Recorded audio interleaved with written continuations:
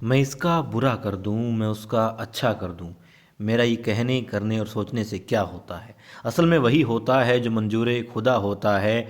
यदि मैं किसी का अच्छा करने लायक होऊंगा, उसने मुझे बनाया होगा इस लायक, तो मैं किसी का अच्छा कर जाऊंगा। और यदि ऐसा नहीं है, खैर मैं किसी का बुरा करना तो नहीं चाहूँगा, मगर यहाँ पर बुरा करने की नीयत से द्वारका साहिब शायद हो सकता है कुछ अच्छा ही कर गई हो।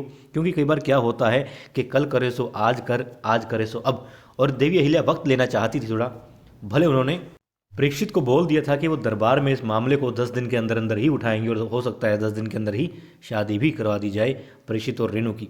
मगर द्वारकाबाई साहिब भी ये जानती थी कि यदि दरबार में बात गई तो पासा जो है पलट सकता है। देवी अहिल्या अपनी बातों से, अपनी चतुराई से, अपनी बुद्धि से, अपने ज्ञान से, अपने विवेक से सबको मना सकती है कि हाँ, रेणु और परीक्षित सही हैं और इनकी शादी करवा दी जाए। समाज में कुछ परंपराएं ऐसी हैं जो वक्त के साथ में बदलनी चाहिए और ये भी उनमें से एक है। तो पुनर्विवाह यहाँ पर होना चाहिए। शायद दरबार में और दरबार में उपस्थित सभी लोगों को देवी अहिल्या मना लेगी, इसलिए दरबार से बाहर ही निपटाना चाहा द्वारकाबाई साहिब ने इस मसले को। मगर मसला समय से पहले दरबार में पहुंच गया। अभी अच्छा है कि बुरा है, क्योंकि देवी अहिल्या थोड़ा काम करती, युवराज खंडेराव को थोड़ा मनाने ही पहले से भी हो सकता है कोशिश करती थोड़ा बहुत, मगर अब वो नहीं कर पाई। अब सब खिलाफ हो गए हैं। ये द्वारका का पक्ष है, उसके हक में ये बात गई है कि समाज ने देखा, चाहे उन्होंने समझा ना देखा, लेकिन आधा देखा और उसको सच मान लिया कि झाड़ियों में से निकल रहे हैं और कुछ कुकृत्य उन लोगों ने किया है, रेणु और परीक्षित ने। और यही बात अब समाज में होती हुई दरबार तक पहुंच गई है। ठीक है, यदि इस बात का साक्ष्य उपस्थित कर भी दिया जाए कि कुछ उन्होंने गलत नहीं किया है, साड़ी फंस गई थी, साड़ी को निकाल रहे थे, मगर बात आती है प्रेम की। प्रेम वो मुद्दा है जिसमें युवराज खंडेराव खुद मोहित हैं, समझते हैं उस चीज़ को, मगर युवराज या राजा प्रेम संबंधों की बात नहीं करता, वो न्याय की बात करता है। और यहाँ पर अब युवराज खंडेराव ने न्याय करना है।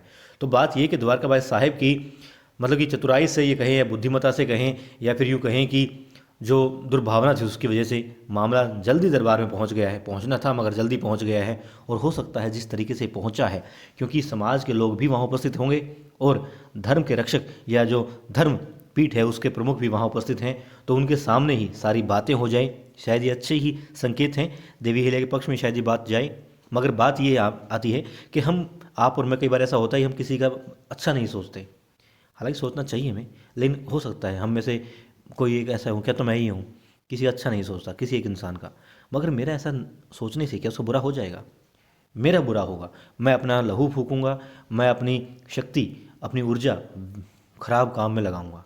तो यदि मैं कहूँ कि उसकी बुद्धि ठीक हो जाए, वो स्वस्थ हो जाए, उसकी सही बुद्धि हो जाए, वो अच्छा सोचे हर किसी के बारे में, मेरा बुरा कर दिया कोई बात नहीं, मगर हर किसी का अच्छा करे, वो ऐसी भगवान उसे बुद्धि दे, तो यकीनन मेरा भी भला होगा। ना हो बेशक, मगर वो सुधर जाएगा, बंदा किसी और साथ बुरा नहीं करेगा।